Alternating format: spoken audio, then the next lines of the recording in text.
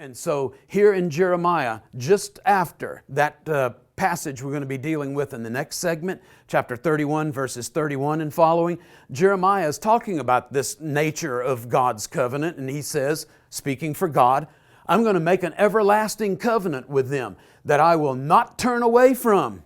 This is nature of God thing woven into this concept of covenant.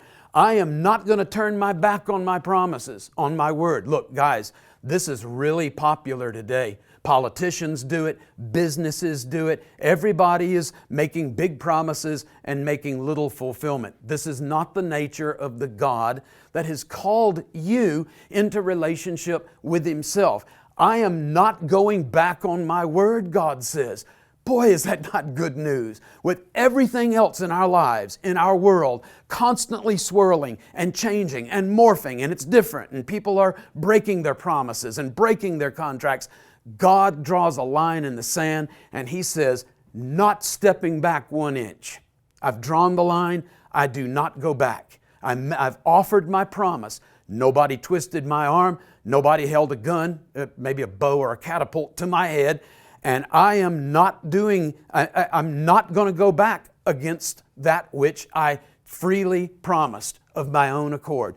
I took the initiative. I brought you into relationship with myself, and I'm not going back on that. Good news for tough times, yes? I'm not turning away from them to do good. I'm not going to stop doing good. And I'm going to put the fear of me in their hearts so that they will not turn away from me. This is another great part of the covenant. Especially when we get to Jeremiah, God is going to be working with and transforming our nature so that we walk in greater accord with Him. That's that developmental, that's that value added, constantly updating, improving, expanding, and then God fulfilling. Thank God for that in our lives, that we are not the ones solely dependent on fixing ourselves.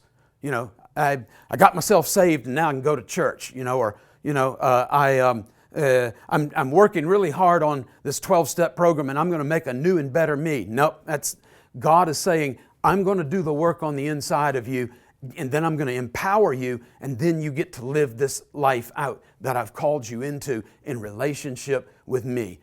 Awesome news, everybody. Awesome news.